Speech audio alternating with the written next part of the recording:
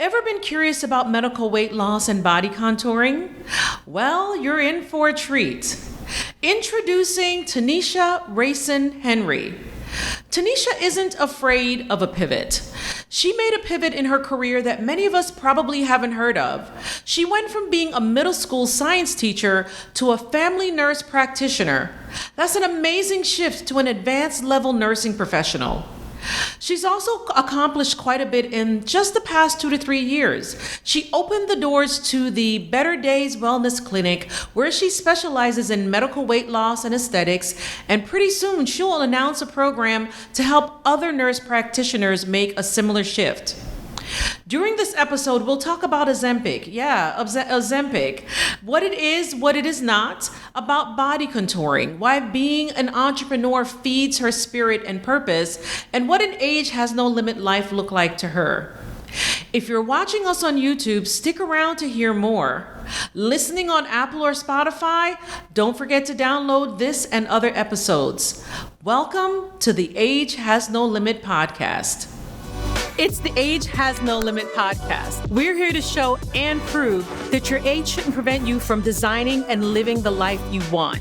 I'm your host, Patrice Davis. Let's get started. Welcome back to the podcast. Tanisha, let me first welcome you to the Age Has No Limit podcast. Thank you so much for having me. Okay, great.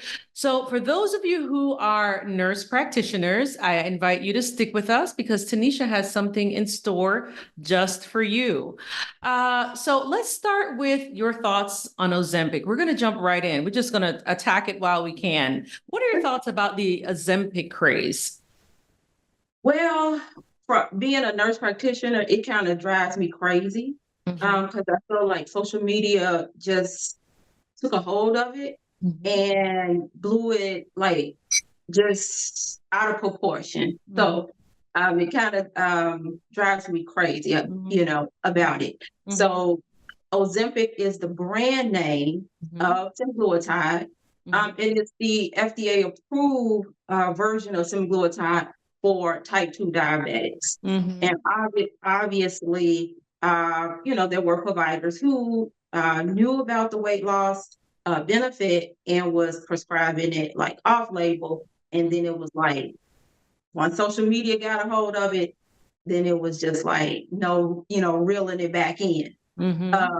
So it does drive me crazy sometimes when people say they on Ozempic and they're not type 2 diabetics. And not only that, but even if I'm interested you brought that up. So I did not know it was, I think you call it a semaglutide. Am I saying that correctly? Right. So some people say semaglutide, some people say semaglutide. I'm used to saying semaglutide. I've heard, experts in obesity medicine refer to it both ways. So, semaglutide, think of semaglutide as like what we may refer to as like the generic, right? That's the generic name, so to speak, of the medicine. But then Ozempic is the brand name if you're prescribing it for somebody who has type 2 diabetes. But then Wegovy is the FDA approved brand name if you're prescribing it for weight loss, people who have like a BMI over 27. So like how we may we'll go to, just a pharmacy or the grocery store and we'll say, hey, I need some Tylenol, but we're getting the store brand acetaminophen, but we still call it Tylenol, right? Kind of like that. Got it. So thank you so much for sharing your thoughts about Ozempic. I've been wanting to speak to, a health professional about it, not for me at all. I don't plan on taking Ozempic. I've heard too much about the side effects. I'm also not a pill taker. If there's a way for me to suffer through it, if it's a mild headache or something like that, or for me to lose weight the way that I want to lose weight, then that's the approach that I'm going to take. But I just meant I've always been curious to speak with a health professional because there's so many, bad stories out there. I was just wondering what a professional's thoughts were about, just the dangers of the drug. Dangers of the drug if it's not maybe taken for the right reasons, and in the right ways. So for those of you who are listening, Tanisha is the owner of Better Days Wellness Clinic. Fantastic name, by the way. Her clinic specializes in medical weight loss and aesthetics. So tell us where the clinic is, when you opened your doors, and what made you decide to offer both services in your clinic. The clinic is located in Schaumburg, Illinois. That's a northwest suburb right outside of Chicago. We technically opened in 2021, meaning I had the space and things of that nature, but just a little bit of analysis paralysis. Didn't officially take my first patient until 2022. Okay. Oh, So wow. So we just celebrated 2 years, April 27th. And how's it going? Go ahead. You were saying. It's going great. The first year, a lot of trial and error in regards to the business side of it, right? But the second year, I hit a stride, started networking, getting some more business coaching. And so we were able to triple revenue and help probably triple the amount of patients from our first year. Absolutely. I love to hear that. Now, tell the audience what exactly is medical weight loss. I don't think many of us know what that is. I'm going to speak for myself. I don't know what it is. Please clarify that for me. Medical weight loss is basically when you have a provider supervising your weight loss journey. And that usually entails that you've been prescribed an obesity medication. And so that's where the medical piece comes from, right? Because anyone who has the knowledge can, develop a nutrition, exercise program, become like a wellness coach and help people lose weight that way. But with medical weight loss, it's basically where you have a provider like myself, an MP, or maybe a PA, a physician assistant, or a physician, MD, who is medically supervising the prescription piece of it, as well as, in my case, I do provide nutrition and exercise counseling as well, because I am a certified nutrition coach. That's right. I remember reading that when I was checking out your bio and learning more about you. We're also going to talk about body contouring because I personally have been considering it. I'm going to put it out there, but I don't know enough about it. And so since I have an expert here, I'll go ahead and ask the question. So I'm really, really curious. And I know a lot of people out there are curious exactly what can be accomplished with body contouring and really what is it? So body contouring is basically, it's a huge umbrella with different procedures or treatments that can be done. But typically when you hear the word body contouring, it involves a modality called laser lipo. What that is like these pads with kind of like the red light LED kind of dots on it. And those are laid along the skin in the area where the stubborn body fat is to help liquefy the contents of the fat cells. And so then there's ultracavitation, which is more of a wand. And so that's using ultrasonic waves to help break down those fat cells, the contents of it as well.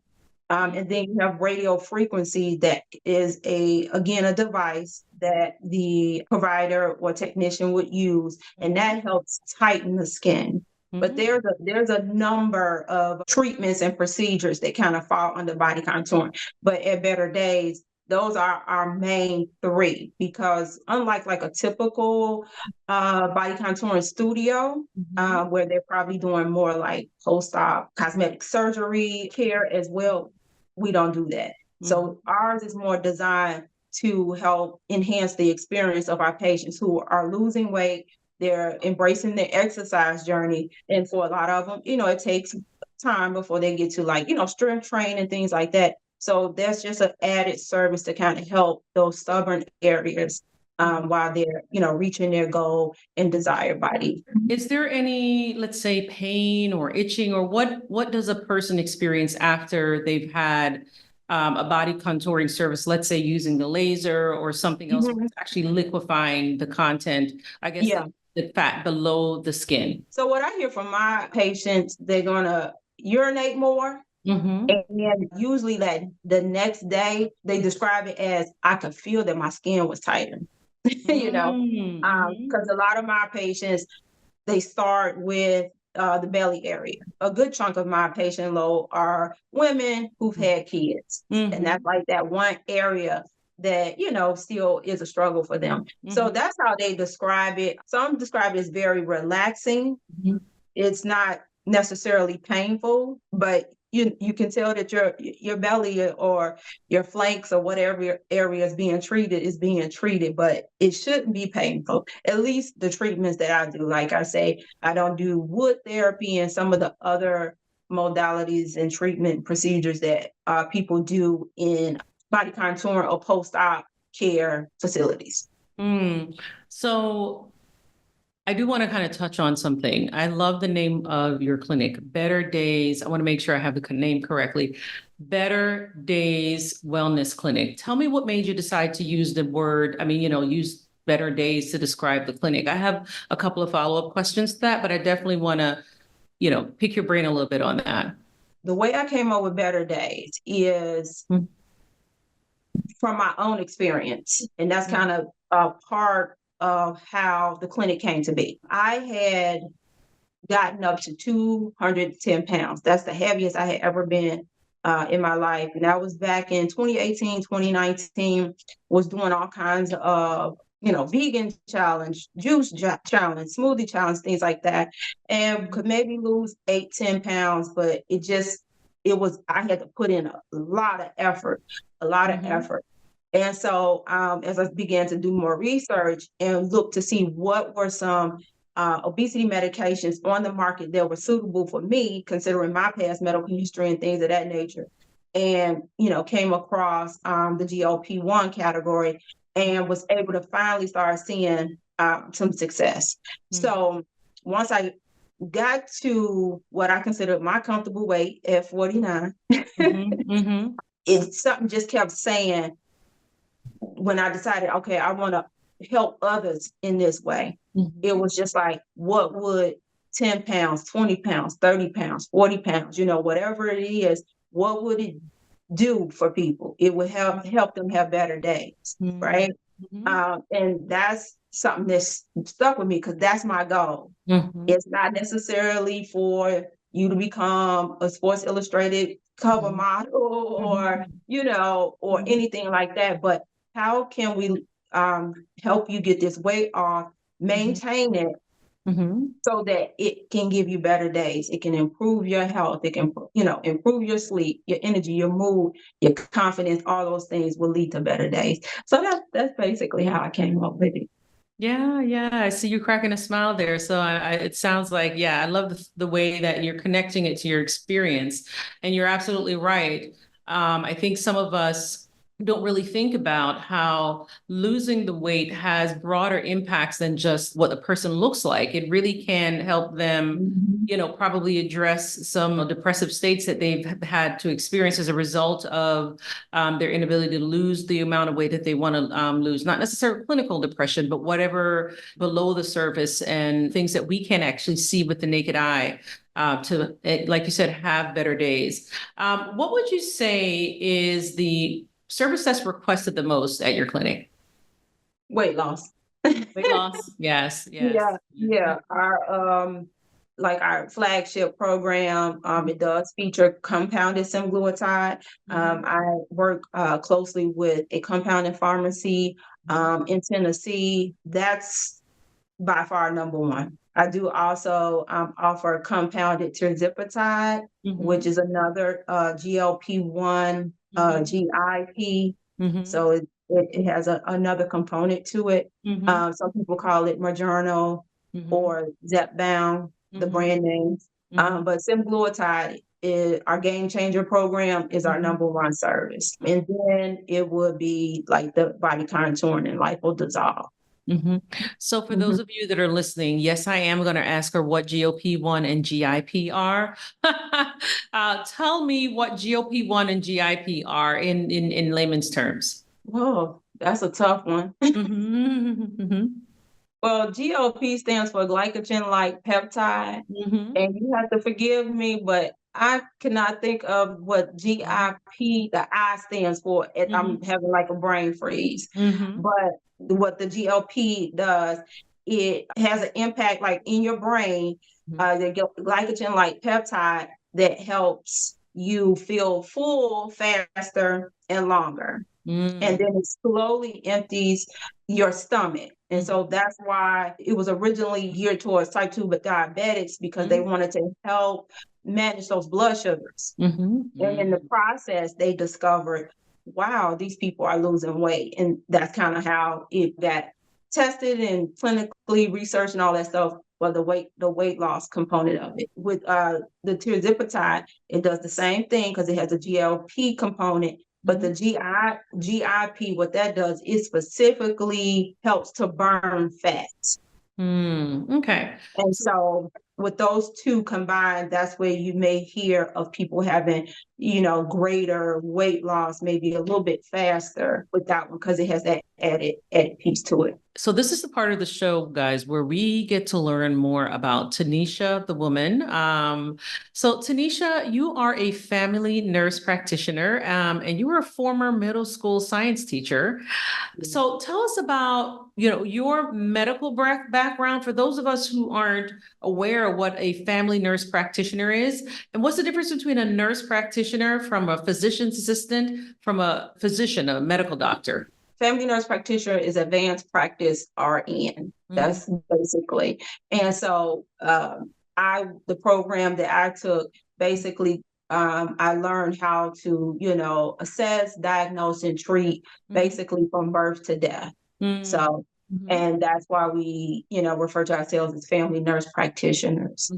And so in regards to my medical experience or how I got to this point, as you mentioned, I was a middle school teacher for 14 years for Chicago Public Schools. I can say it now. Decided to bet on myself at 38, 39, and left and went and became a RN and earned my BSN. And so originally when I started as an RN, I was in the emergency room. And from there I did med surg, and from there I did mother baby. And then from there I left the hospital setting and went outpatient into women's health. And from there I did some managed care. I've done some substance detox, prior authorization, utilization management, and those types of things with my RN degree. But when I was in high school, I did want to be a physician. I actually wanted to be a neonatologist. At least that's what I thought. So I wasn't finding the most fulfillment in my RN roles. And, as you can see, I tried a bunch of different, specialties. And so my husband said, you need to go and pursue your NP. And so I did. I graduated at the height of COVID in 2020. And that's how I got to my FNP. So the difference between a nurse practitioner and a physician assistant. A physician assistant, I think that's a 2-year program, usually at the master's level. I don't think it's a doctoral program. And basically, this is just my interpretation. So all the doctors, the physicians out there, don't beat me up. They cram med school into 2 years. Oh, wow. They cram, did you say they cram med school into 2 years? That's how I look at it, because when I was leaving teaching, I did look at physician assistant programs. I was like, this is like cramming med school into 2 years, Yeah. And I was like, well, I don't know if I want to do that. And that's why I ended up going RN. And I said, if I still want to be an advanced provider, I can just, become an NP. and then a physician is someone who has gone to medical school, and so they can either be at MD or DO. If you see those behind a person's name, and it's just I think DOs have like a little bit more holistic approach to medicine, to your traditional medical programs versus, your traditional medical programs where you'll see an MD behind a person's name is pretty, cut and dry.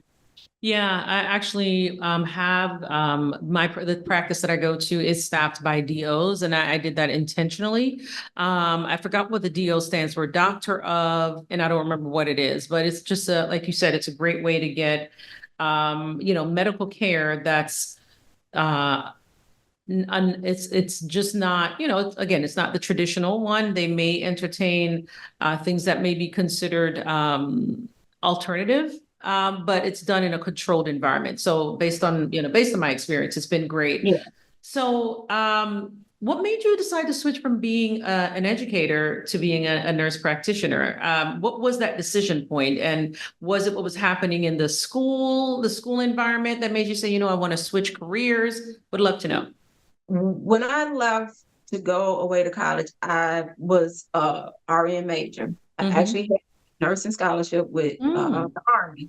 Soon realized I wasn't cut out for the Army lifestyle. There was certain things that by my sophomore, junior year, I would have had to agree to in regards to, military service and things of that nature. And just kind of being young and indecisive, end up pulling out of the nursing program, had a lot of people mad at me, and came back home and finished school. But in order to get the most bang for my buck, I just end up settling on a communication degree because they would take the bulk of my credit. And so I found myself in like administrative type jobs that I'm like, oh, can't believe we went to college and took student loans out for this. And so there was an opportunity, a program called Teachers for Chicago. And it was for people who had non-education degrees from, varied backgrounds that they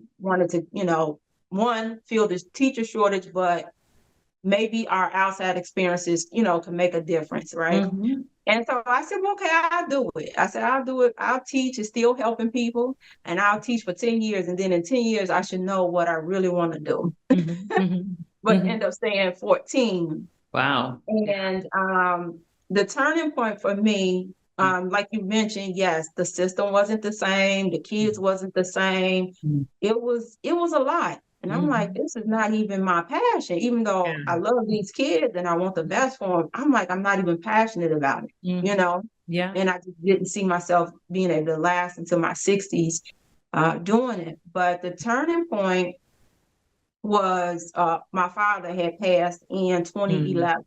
And I felt guilty because I had toyed with going to school for nursing because accelerated programs were starting to kind of become more popular. But when my father died, he had even done a career change probably about 3 years before he passed. And it just made me say, now he did it, and at least he passed doing, because he took a chance on himself and it put him in a position and he got to experience things, because it was more financially beneficial that he hadn't, and so the guilt of not being a nurse, not having the healthcare experience, and, probably could have did more intervention, and maybe he wouldn't have passed, at least not being tired of the teaching system. And I was like, I like to say life is to be lived versus life is too short. And I was like, nope, I gotta make a change. And so I betted on myself. I pulled down my pension. People thought I was crazy because I was single and I had a mortgage. Like I gotta pay my mortgage. And I went to nursing school. I believe I was like 38, but 39 when I left teaching because I was taking a few classes and then it had gotten to the point where it would be more full time and I couldn't continue to teach in go to school. So now we're getting to learn more about the pivots that you've made. And this is exactly what I like to feature on the podcast. Not only the amazing work that our guests are able to tell us at the top of the show, but then we get an opportunity to find out what influenced them, what made them decide to pivot. So I do appreciate you sharing that with us. Tell us more about Tanisha the woman. So where are you from? I heard you mention your father passed, and my condolences to you on Yeah. that. So yeah, tell me more about Tanisha the woman. Where are you from? And of course, do you have any siblings? So I am from the south side of Chicago, born and raised. I do have one brother. I'm 11 years older than him, so Oh, I'm wow. I'm like Mama Junior. Yeah. Grew up with a ton of boy cousins. So I like things that most men probably find probably refreshing. I was big on sports. As a young person, I still enjoy watching sports. My favorite sport to play now is tennis, and I'm interested in learning pickleball. But just a typical blue collar upbringing. Uh, my on both sides of my family, had good, as they call good, factory blue collar type jobs. Yeah, I mean, love dogs and love to play puzzle games on my phone. Yeah. It's interesting you said on both sides of your family there were, manufacturing essentially jobs, and it makes me think about how few there are of those, but thankfully that, there is interest and funding to stimulate more of those jobs so that people who decide not to go to college have viable options in their communities, right? So I'm happy to hear from you as an actual living example of a person who had parents that worked and had manufacturing jobs, and it just made me realize just how few of those there still are. How many parents nowadays, or how many children nowadays, can say that both of my parents have manufacturing positions? Those were the jobs that everybody wanted. They came with benefits, they came with a steady paycheck. So thank you for that reminder. So you shared with me that I don't let age or fear hold me back from working towards living the life I want to live. Please share what you can about the life you want to live. So I will be 50 in January. And I don't know, I just have found myself, I guess, being sassy in my head about it. Like, I'm looking forward to it. And I feel like at 50, I should be doing the things that I want to do, not having to, ask for PTO or, have to think about vacation and things like that. So the life that I want to live, I want to have control over my day. I say that all the time. I want to have control over my day. I want to be able to wake up, meditate, woosah a little bit, and just think about, okay, what are the things that need to be done today? I want to be able to have the time to, uh, uh, investigate areas that I'm interested in, and explore those things. So for me, it's about time. Money, I know how to make money. That's like a running joke, amongst my family and friends. I always say I may not be rich, but I know how to make money. But the biggest piece for me now, approaching 50, is the time. How can I best use my time to do the things that I am truly passionate about? Okay. So what would you say is keeping you from being able to do that right now? So you said, I want to be able to wake up, meditate, woosah a little bit. Tell me what you think is keeping you from doing that now. Well, I didn't share this, but I did when during the pandemic, and the government was saying, hey, we're going to give people back time for the loan forgiveness. Mm-hmm. And so to put myself in the best position, I knew, or at least I felt, my time with the board teaching was more than enough. Yes. But the way I understood it, you needed to be somewhere that was basically non-for-profit or government that qualified. So I did go take a position. I did go take a position at a FQAC clinic. And I am happy to say that if it's meant to be with these loans, it will happen. But I did put my resignation in for that position because it was a hindrance to me living the life that I want to live. Okay. So what is FQAC? Federally Qualified Health Center. Okay. Oh, FUHC. Okay, great. Yeah. So let's talk about the new program that you're developing for nurse practitioners. Tell us about it and where can people find out more?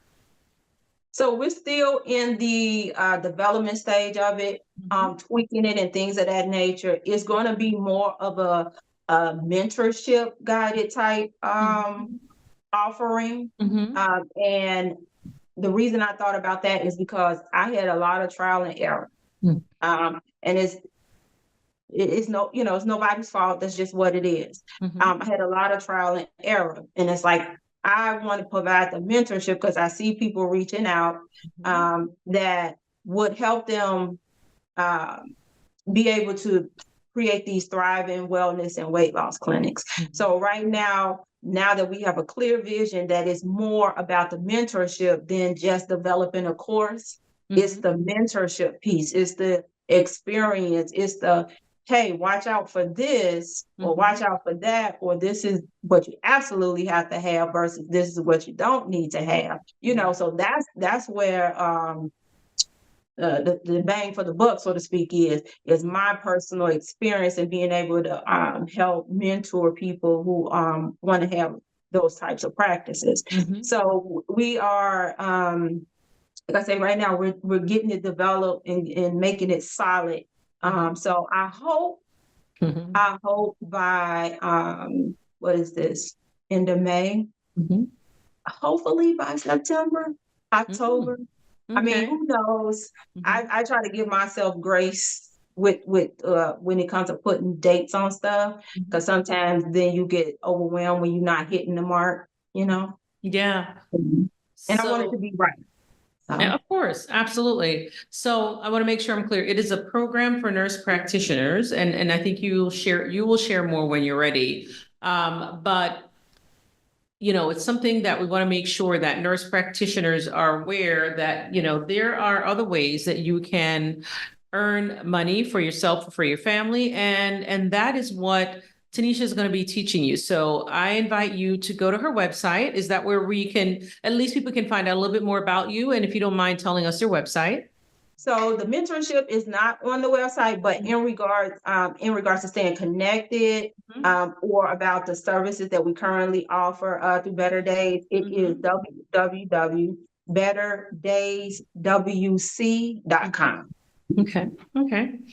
And you also wrote that I'm very ambitious and being an entrepreneur feeds my spirit and purpose. And I'm smiling as I think about it because that's something I completely understand and can relate to. But I'd like to hear from you, how it feeds your spirit and purpose. Well, I like being in charge of me. Yeah. I like being in charge of me. And so now that I recognize that at my age, that I do better when I'm the one making the decisions for me versus other people making decisions for me, especially without any input. Yeah. How I feel about it, or do I think this will actually make me more productive, or whatever the case may be. So I recognize that about myself now, that I like being in control of me in my time. And then it's just, it's how can I say, it's I don't know, it's an excitement when you reach milestones. When you think about how you may watch somebody and you remember when they started on, Facebook, just maybe going Facebook Live, and now they like a real, success story. But it's like I've seen, women who look like me, who I'm like, man, I remember when she developed this product and was selling it on Instagram, and now she is selling, a portion of her business that has shelf space in Target. Yeah. You know, Wow. Yeah. and it's just Wow. like it could be me too. You Yes. know, I can have that level of impact, as well. And so it's just a strong belief in myself and my abilities. I've always been that way. And I'm not, when I was younger, I think I was like afraid to fail, but somewhere along the line, I realized that the failure in attempting something is not, if it's not quote unquote successful, it's the not even attempting. Yeah, yeah, absolutely. It's absolutely. If you don't even attempt it, you won't know whether you'll fail, quote unquote, fail, because Yeah, sometimes quote failure isn't really a failure. It's warning exactly. signals. It's reminders of things that you need to do. Maybe reminders of people you may need to hmm show more time, more attention, or something like that. So thank you for clarifying that. So what would you say that an age has no limit life look like to you? Don't let age hold you back. Mm-hmm. Don't think I'm too old. Like every day I'm reading stories, usually on YouTube. Mm-hmm. Um, that's been my jam lately. Mm-hmm. um, where people are, just the other day was a woman, she had been a CNA for I don't know how many years, Mm-hmm. helped raise grandkids and things like that. She went back to school, I think at 58, 60, and became a nurse. Yeah, yeah, yeah. Other people would have been, I'm sure she had a fair amount of people telling her, why are you doing this? You should Yeah. be getting ready to retire. Because what that thing inside of you Mm-hmm. that you want to do something or experience something, don't let age stop you. Every day I'm reading people doing things. I was the oldest in my RN graduating class. I was Mm. 40 years old when I graduated as a RN. And so but I didn't let it stop me just Yes. because I was amongst younger people. Mm-hmm. And so, yeah, I believe that, I know it sounds cliche, age is but a number, it's more so your mindset, Mm-hmm. you Yes, know, and, absolutely. and your desire and will to do whatever steps are necessary to get to where you want to go, or at least have that, experience. Yes. Yes. Yeah.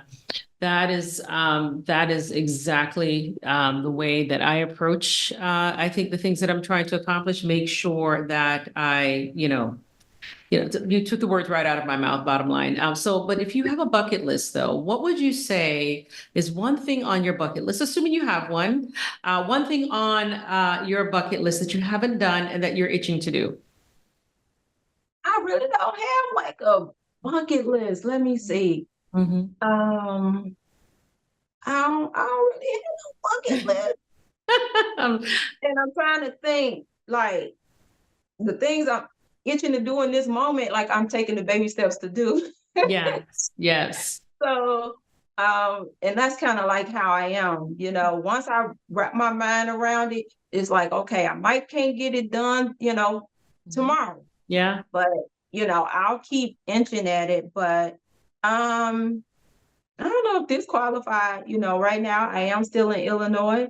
Mhm. It is my goal to, because I did live in Georgia for a short period of time and I do have family there, is Mhm. to move to Georgia and be able to either sell my clinic or Mhm. hire other NPs to run the day to day. Mhm.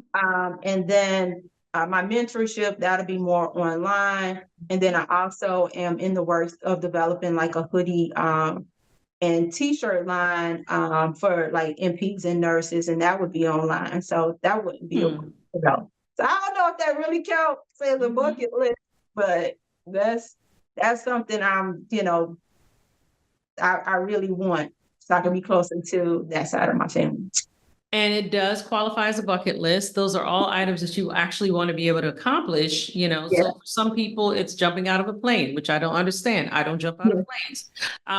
For others, it could be, finally making it to Rome or some other country. So absolutely, I can see how wanting to make sure that you have some of the things that you need in place. For example, living where you want to live, and making that transition, having a different kind of business, or maybe even opening something similar in Atlanta. I'm just saying, if you decide to do that, I'm right here in Atlanta. So yeah, absolutely. I appreciate that you shared that. Now, let the audience know where they can find you. If you can share your website, your Instagram, if you have one, LinkedIn, Facebook, whatever it is you'd like to share.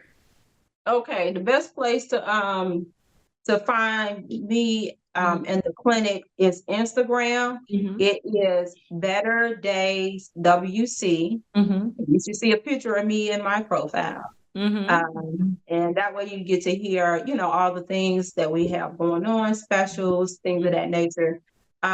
Same name on Facebook, Better Days WC. And then our website, which will be going through a rebranding, which I'm very excited about, is www.betterdayswc.com. Great. Well, thank you so much for your time.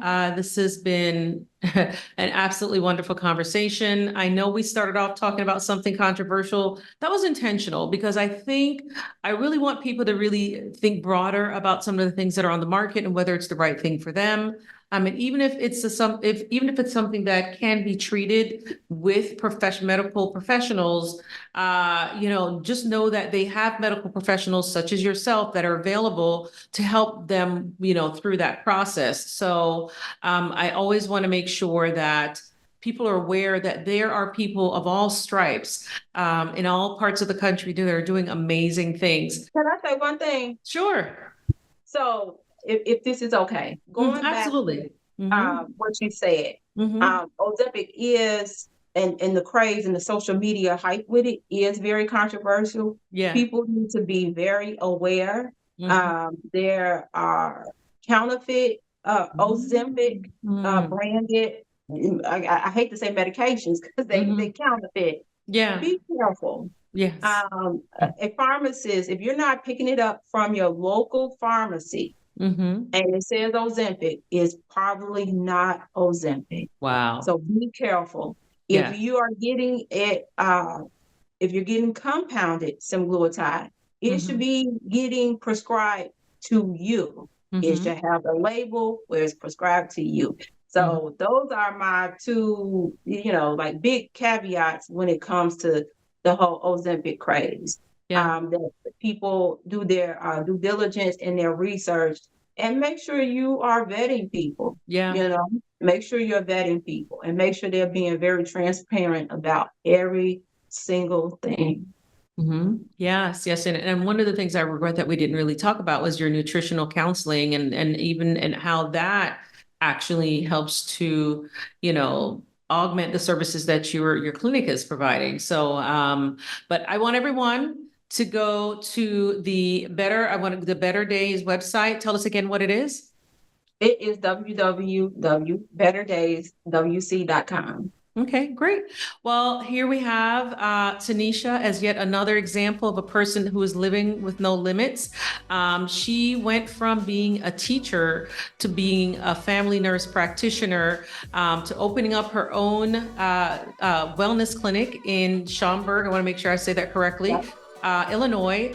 And she has, of course, bigger visions, things that she's trying to accomplish. So thank you again for you, Tanisha, for, coming and serving as yet another example of a person who believes age has no limit.